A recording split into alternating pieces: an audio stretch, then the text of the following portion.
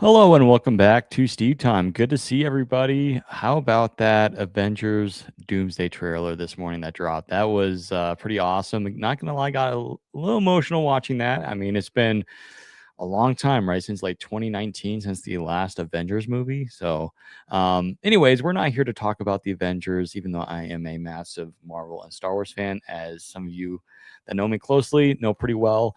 Um, we have a lot to get into. First, starting off, let's talk about your Denver Broncos because that was just a gut wrenching loss for our Broncos on Sunday to Trevor Lawrence and the Jacksonville Jaguars. And at work, I told a lot of my coworkers and my managers that I was pretty confident about this game. And I felt like this was a little bit of an easier game for us in terms of just the competition than the Packers. And of course, the Packers, they've had a lot of injuries. They've had Micah Parsons out. They've had Tom out as well. And then, of course, Jordan Love getting injured. So they've had to battle with a lot of injuries. Jacksonville, they've been very, very hot over the last few weeks, and their offense is arguably one of the best in the NFL. And we saw that on Sunday. However, I was texting back and forth with Adam, and him and I were talking about just overall the defense, and I think all of us can agree that the defense has been borderline bad since the Sunday night football game against the Commanders. And the Commanders, as we all know, are having a horrible year. And of course, Jaden Daniels is out for the rest of the season. Marcus Mariota is there as their backup quarterback. They have some weapons there. Don't get me wrong in Washington, but to nearly lose a football game to the Commanders this year is not very good. We have in the chat our Rockies now co-host and my good friend Tom in the chat here, Bears and Broncos in the Super Bowl, and we're gonna get to that, Tom, here in just a second. And but yeah, man, I'm super excited to see what happens this year in the playoffs for the NFL, for our Broncos, and for your Bears, Tom. So let's have fun with that, and I'll talk about the Bears in just a minute. But going back to the Broncos here, it was just a difficult game. The Broncos defense was bad the entire game. Now, I will say there was a couple nice drives to where the Broncos were able to get a 3 and out from Jacksonville, and they were creating pressures on Trevor Lawrence, and it was great to see. Of course, they weren't really targeting, PS2 really because again, you're taking on the best corner in the league. But yeah, Washington had a great game for Jacksonville. He tore us apart. But not only that, just missed tackles, bad penalties.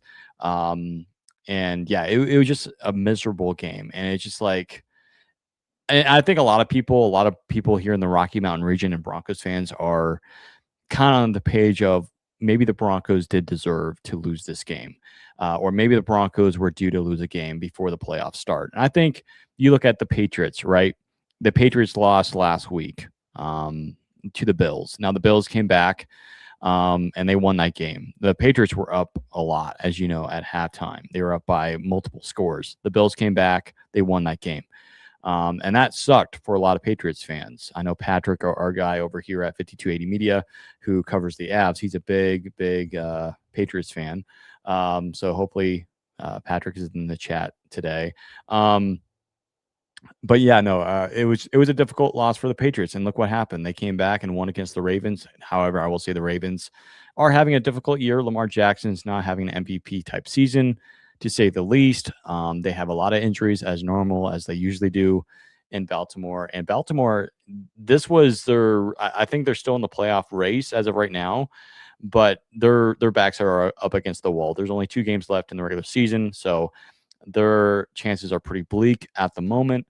But getting back to the Patriots here, they needed um, to get a win against Baltimore, and they did that. They came back and they responded.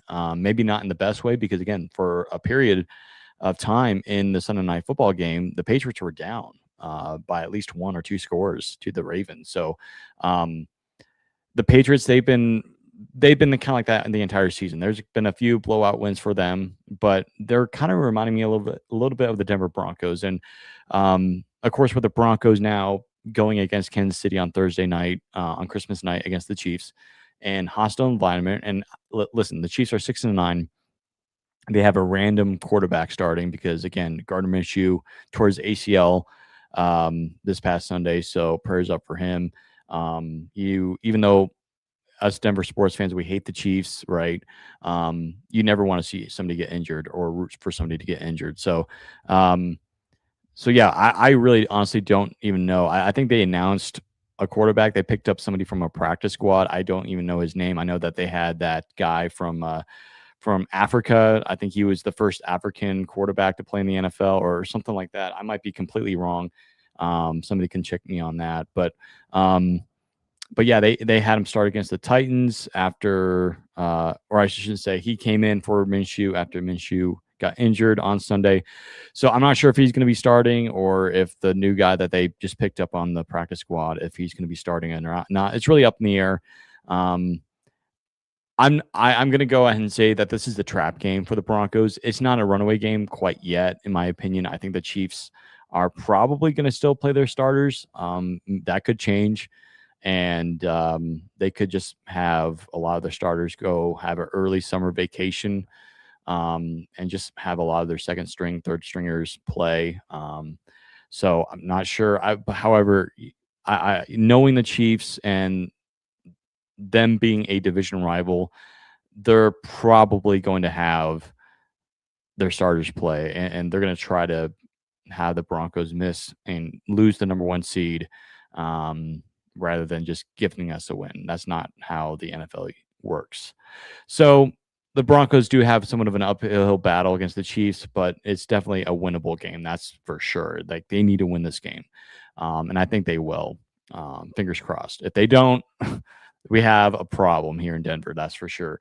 But before we go into our next segment here, Vance Joseph. Um, I'll be upfront and honest. I'm not the biggest fan of him, in my personal opinion. I know that he's had a lot of credit and he's gotten a lot of interest in becoming a head coach for a lot of NFL teams next year. But I don't know, man. The last few weeks have been very, very questionable. There's been a lot of like, I don't know. It's just like, Vance, what are you doing, man? Like a lot of blown coverages. You're leaving guys wide open down the field. Um, and it's funny because for the last couple of years, I feel like the Broncos defense has not been good the first few games, and then it kicks in. Where this year, it's just like it kicked right in. Our defense was elite, and it's been that way for the entire season. Then the last few games, it's been pretty bad. I mean, the Broncos defense is bad, and it's just like, what's going on here? And that's my fear, is that we're gonna, have the Chargers come to town in the last game of the year and just completely blow us apart, and our defense is losing touch here. And I will say this, Nick Bonito, he's going to win probably the Defensive Player of the Year, unless if Myles Garrett wins it. He's, I think, one sack away from breaking the NFL record. So we'll see. And again, going back to Nick Bonito, he was covered very well on Sunday. I mean, there were times where they had three guys on Nick Bonito. It was just insane. But I think for the Broncos defense, they need to get their act together. And I'm not saying that if they can't, that they should definitely fire Vance Joseph. But however, the other day on Sunday, I tweeted out on X that I think it's starting to look, I'm leaning toward maybe letting him go. I really wish we had Evero's defense. If you remember him from a few years back, he was awesome as a defensive coordinator. I wanted him to be a head coach for the Broncos before Sean Payton stepped in, right? I thought he was a great head coach candidate. Then he went to Carolina, and I think he's still there. But I miss his defense. But I don't know. I'm not going to lay the entire blame on Vance Joseph, though. I mean, I feel like he knows the game very well. He's been around the game for a long time. But you do also have to realize, folks, that he is responsible for the 70-20 game from a couple years back against the Dolphins, right? So it's just, there are a lot of questionable things I have about Vance Joseph. And again, he's not my favorite defensive coordinator. And I was kind of disappointed when the news came out that the Broncos brought him back as defensive coordinator because again he was fired as the Broncos head coach, if you remember. And I think that was right after Kubiak had retired, if I'm not mistaken, and then it went to um, um, shoot, what's his name? Gosh, I'm forgetting his name because I was a big Drew Lock fan, and he did not treat Drew Lock well. Shoot, what was his name, dog? But anyways, hopefully the Broncos defense can get together before they finish up the season against the Chiefs and the Chargers here. So I'm trying to see here if there's. I'm trying to remember here if what was his name. Give me 1 second. Okay. Okay. I have a list of names. What was his name? Okay, we had Vic Fangio. There we go. Vic Fangio. So yeah, it was Gary Kubiak, Vance Joseph, Vic Fangio, Nathaniel Hackett, and then we have the legend himself, Jerry Rosburg. If you remember that, you remember that the last game or two of the season, last couple games, that was awesome. And he went 1-on-1. I think we lost to the Chiefs in Kansas City, and then we actually played the Chargers. And then Sean Payton stepped in. So, yeah. Okay. Moving on. The Rockies. Again, if you're brand new to 5280 Media, or if you've never heard of Rockies Now, I cover Rockies Now for 5280 Media. Again, our guy Tom here in the comments, he's my co-host on the podcast. And we have been talking a little bit about free agents, not a whole lot this offseason, but we've been talking about some free agents the Rockies go after, and actually a lot of them have been signed. I think Josh Bell was one of them, and then James McCann, he was another guy. He went to Arizona, re-signed with them as a backup catcher there in the desert. So there are free agents out there that are slowly starting to go to different teams. Of course, was it Murakami? Is that his name, Tom? If you're still in here, he went to Tom's White Sox. So I'm a little disappointed about that because it was kind of like the last second thing. It was more of like, I think in the last 48 hours, there was news coming out that the Rockies were reportedly interested in Murakami. Again, I might be butchering his name. I probably am. But then just the other day, the news comes out that he signs with the White Sox. And I'm happy for the White Sox. And I think they're starting to turn the corner here. They're making moves. And the Rockies, along with the Boston Red Sox, I think are the only two teams currently in Major League Baseball that have not made a free agent signing this offseason. And listen, I know a lot of Rockies fans, and there was some discussion in our Rockies Now Discord about this. And some frustration, and it deservedly, I'm okay with that. I'm okay with the frustration. However, you do have to realize that the Rockies are coming off of, okay, perfect. I'm pronouncing it correctly. Awesome. You do have to realize you're coming off of a 119 loss season. Usually a team does not jump into free agency and sign like a Kyle Schwarber to a multi-year deal. That's not what you do. You assess with what you have in the farm system and on your bench, the coaching staff. And we talked about this, and I know Tom and Sarah, they mentioned this on their last podcast this past week, that you need to put a good product in the front office, in the clubhouse, in the coaching offices before you start focusing on the field stuff. And I know that kind of sounds cliche, kind of weird. And it's just like, well, really what matters is the players on the field. I get that, but you want to have the right people in place to sign the right players.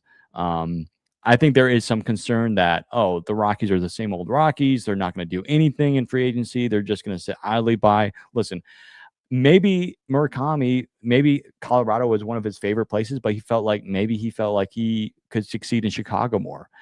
Because maybe they're a little bit more prepared to win than the Rockies are. And I think the Rockies still have a chance to maybe get a sneaky Japanese or Asian player this offseason. There's still a lot of them out there that are, which is awesome because I think now as baseball progresses and it evolves, we're now starting to see a lot more Asian, Japanese players. And I think eventually it will happen. Again, I mentioned to somebody in I think our Discord or Instagram that D. Podesta said this. Quote, he wants to put more scouts in Asia, in Africa, even. Africa, baseball is booming in Africa right now, which is awesome. And in the Pacific, there's stuff like that. It's awesome, and the Rockies need to do that because I feel like they're the only team that doesn't do that. And they need to jump into those markets and see what they have because again, I feel like the Rockies haven't had an international player from that region like Japan and Korea since I want to say Kazuo Matsuri or Sung Won-Oh. Sung Won-Oh was an awesome reliever for the Rockies in 2018 and 2019. He was probably one of the more underrated Rockies relievers that we've ever had here in Colorado. So more like that. And it's kind of funny to think that a lot of the players that come from Korea or Japan or China that have played for the Rockies, they've had good success. Kazuo Matsui, longtime Major League infielder. For those that remember him, he was great with the Rockies. He was a reliable infielder. He was a second baseman, as a matter of fact. So the Rockies, they need to, simply put, jump into that market. But will they jump into it right now? I don't know. Now, the Rockets are interested, but I'm not sure if they're going to pay a lot of money for that quite yet. But anyways, I really wanted Murakami. And I'm happy that Tom now has him, and he's going to do well, I think, there. But it would have been awesome to see Murakami hit bombs at Coors Field, like 60 home run seasons. That would have been insane. I think Murakami, I'm not going to say he would have been a better fit for the Rockies because I feel like if he signed with the Rockies, I think he would definitely be in the Rookie of the Year conversation. And I know that there are some concerns about him not hitting the fastball. There are some concerns about him missing pitches. I'm not concerned. I think he's going to be fine. He's one of the best hitters in Japan. And I think he's going to I hope he has a great time in Chicago. So, Tom, have fun. And I guess that's an early Christmas present for you for your White Sox here. And hopefully I get a good present too for our Rockies because we definitely need one.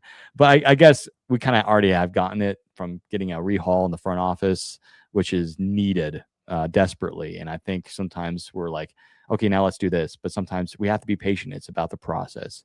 But really jumping back into what I was saying about free agents, I still think that the Rockies need to look at third base and first base.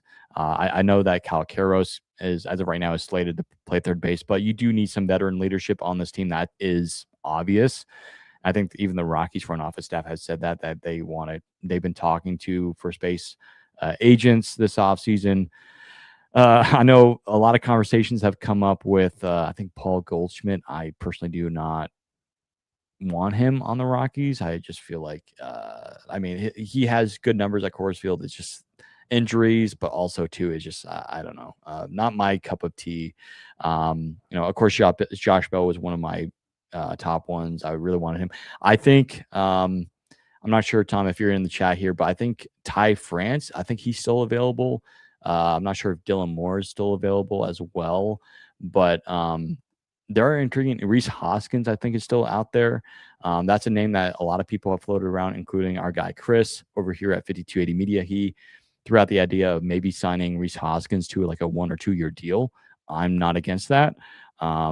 So there are some names out there, and of course for backup catchers for Hunter Goodman, I need to look at the list. I haven't really checked it today, but I think there are still some players available. But really, if the Rockies are going to jump into the free agent market just a little bit this offseason before spring training starts up in the next 2 months or so, this is the right time to do it. Go ahead and do your Christmas shopping and grab some players, veteran players for your team. I wouldn't be shocked if the Rockies decide to go with Blaine Crim at first base. I think last year they saw something that he had, those 5 home runs in September, had some power. I wouldn't be shocked if they just roll with him at first base. But I really do think that it's going to be more of let's see what we have before we start really tearing this roster apart. Now, I think they've already somewhat done that already in terms of getting rid of Michael Toglia, warming Bernabel, who kind of is crushing for me because he had a great August for the Rockies and had a decent run there. I mean, he won National League Rookie of the Week in his first week in the big leagues. I mean, come on, you don't see that every day. And to lose him, and now I think he's with the Nationals. So best of luck to Warming. So the Rockies, they are cutting ties with some prospects that that have done well. But I think it's more of like they don't fit here for the long term. There's a long term vision. There's a long term plan. Because for one thing, I feel like, and I think I mentioned this a few weeks ago on the podcast, on the Rockies podcast, that I feel like under the previous administration, under Bill Schmidt, the Rockies would just be keeping these players and saying, well, I like this guy. Bill Schmidt, I felt like that's what all he said was like, well, I really like this guy. So we're going to see what he had next year. We're relying on him having a bounce back year next year or whatnot, or we're going to give him reps in spring training. It's just like, okay. So, I think the Rockies now firmly do have a plan, and we're just not seeing it. The Rockies usually keep things very close to the chest about making moves or making signings. And whenever there is a free agent rumor, generally that's a small interest or either, like for instance, Chris Bryant. There were conversations about Chris Bryant in 2021 at the end of the season, but I was like, yeah, probably no chance. The Mets or the Mariners are probably going to give him the Phillies. I think we're even on Chris Bryant. Then all of a sudden, like the day of Chris Bryant signing, there was reports saying, oh, well, the Rockies are really interested in Chris Bryant. And then boom, that evening they sign him. So that's just the way the Rockies roll. But regardless, I don't think the Rockies are going to go huge. I think they're probably going to make one or two minor, small moves. I mean, the Rockies have already made a lot of minor league moves. As a matter of fact, I think was it yesterday the Rockies signed the son of Dan O'Dowd, I think Jack O'Dowd from the Pioneer League, which is very interesting. You usually don't see that a whole lot, but they signed him to a minor league deal. He has some good numbers, so you do like that. So the moves that the Rockies have made, and maybe, either Chris or maybe on one of our next Rockies podcasts, we'll talk about the minor league signings that the Rockies have made this offseason. But really, the Rockies are just making small and incremental moves here. And the Rockies need pitching, first of all. And so I'm curious to see what DePodesta is going to do. Are they going to have Jimmy Herget, which has been in conversation? Is he going to start games next year, which I wouldn't be the greatest fan of? I like him in the bullpen a little bit more, but we shall see. So but really, to end this second segment here, for those who are frustrated or upset that the Rockies are not really jumping into the free agent market, first of all, I don't think there needs to be a whole lot of concern. Yes, it does suck that there was rumors about Murakami coming here and that fell through, because the Rockies could definitely use that bat, and I know they want to bring back some of the fans. But I feel like sometimes it's like the Chris Bryant thing, right? Dick Monfort wanted Chris Bryant to bring butts back into the seats after the Arenado trade. And sometimes that's not the greatest thing to do. You need to focus on composition, the team chemistry, rather than just getting money, getting tickets, right? So I don't know. Maybe the Rockies do have something there, but also too, it's just, again, I'll go back to my point, is that the Rockies, they need to fix their front office before they fix the roster.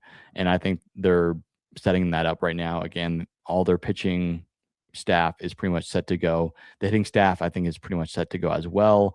And I will mention that yesterday the Rockies announced that they're bringing back Ron Gideon, Jordan Pacheco, and some of their bullpen catchers and everything. So they're coming back. So that's good to see. Andy Gonzalez, who is a follower of our Rockies Now page, shout out to Andy. He'll be returning as well to be in the dugout for the Rockies. So, and Clint Hurdle, I know some people have asked about him. Is he coming back? The answer, I think, is yes, but there is still questions regarding where he is going to be helping out. And I wouldn't be surprised if he goes back into a similar role to where he was before he became the interim hitting coach.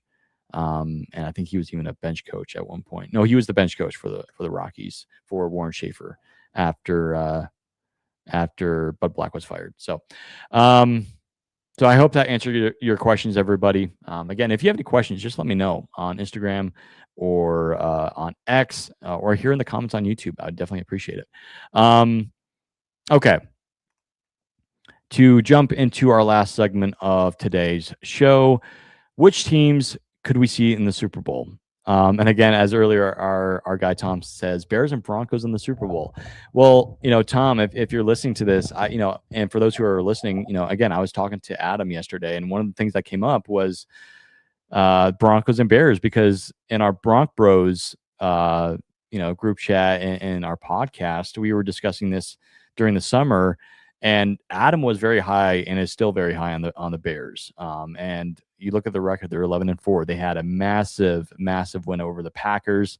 And while a lot of Packers fans will say, "Well, it's because you had a bunch of injuries," like I don't give a crap. I mean, the Broncos were still playing very well against the Packers, even before the injuries of Micah Parsons, and Jordan Love was playing that entire game. Jordan Love had a great game. So I don't need to hear that. Are the Bears here to stay? I think so. Ben Johnson was a phenomenal hire coming over from Detroit, and we already know Detroit is really missing Ben Johnson. Detroit is just not looking good at all offensively whatsoever. That was an interesting game finish in Detroit against Pittsburgh. I don't know if you guys saw that, but that was kind of odd. That was an odd finish. But anywho, are the Bears going to the Super Bowl? For those Bears fans out there, are they a Super Bowl contending team? Are we going to see them? I'm going to say no. But I will say this, though. I think they're getting there. This is not their year. But again, congratulations to all the Bears fans out there, including Tom, for making the playoffs. I just don't see them winning a whole lot of games in the playoffs. To be honest, I would not be shocked. And they're probably more than likely going to lose that first game in the playoffs in the wild card. But hey, I mean, that's progress. I mean, last year you had a very, very bad team, or I should say not a bad team, but a very bad record, bad head coach. So I guess I can say a bad team. But no, I feel like Ben Johnson was a phenomenal hire. He is perfect for Caleb Williams. Caleb Williams has had a decent year. He hasn't had a great year in my standards, but I think he's had a good year. Not going to win any awards or anything. He's not going to go to the Pro Bowl, but Williams has been decent this year. He has very good weapons. Their defense is really, really good. And of course, they have a really good running game and Swift, who is awesome. I should have drafted him in fantasy. I might do that next year. I'll have to write a note about that. But I think the Bears are getting there, but I don't think they're quite yet. So these are some of the teams I could definitely see in the Super Bowl this year in Santa Clara. So first team on my list, and we're looking at the NFC, is, I know I hate saying this, but I'm going to go with the Seattle Seahawks. And it's not a big surprising here. I might even add the 49ers on there as well. I know they were playing the Colts yesterday, and the Colts are just like falling apart, as we all know. Even though it was really cool to see Phillip Rivers, it's been awesome to see him come back in the league for the last few games here. I kind of hope he sticks around next year as a backup or something like that, or whatever. But he's probably going to go back to what he was doing as a high school head coach. But man, so I'm going to go with Seattle and 49ers here in the NFC here. Packers, I don't trust them whatsoever in the playoffs. I mean, they have a lot of potential, but with injuries and everything, I think Jordan Love, is said to be okay, but still, it's just like a lot of unproven. There's been a lot of weird games for the Packers this year too, where they look horrible, and then another game they look like they're going to go to the Super Bowl. They're a Super Bowl contending team, right? They've had a lot of those games this year. And yeah, so plus with Micah Parsons out for the whole year, I really don't trust that defense. So that's going to be interesting to see. And I know they're definitely going to miss him. So I'm going to pass on the Packers here. So Rams, you can throw the Rams in there as well. I mean, honestly, that NFC, other than the Cardinals, that NFC West is so darn good. So give me the Seahawks, 49ers, Rams, in the NFC. Uh, Eagles, yeah, I don't trust the Eagles, even though they've won 2 straight. They're 10-5. Their defense is really, really good. Their offense, though, is their offense is worse than the Cowboys' offense. Just putting it that there, and they're just ahead of the Giants in terms of points scored this year. So, just letting you all know there. So yeah, in the NFC. I'll do 3 teams each, right? So for the NFC, it's Seahawks, 49ers, Rams. No exact order. I'm just throwing that out randomly. For the AFC, what are my 3 teams? Well, 2 of the 3 of them are in the AFC East. No big surprise here. The Patriots and the Bills. I had picked in our preseason predictions over at Bronc Bros. I had picked the Bills to go to the Super Bowl. I think I even picked Josh Allen to win MVP. I think so. I don't think Allen's going to win the MVP. I mean, he could, unless if he finishes the season off very well and then has a great postseason run, he could. You never know. But I'm going to pick the Patriots and the Bills here for my 2 of the 3 teams. And what is my 3rd team?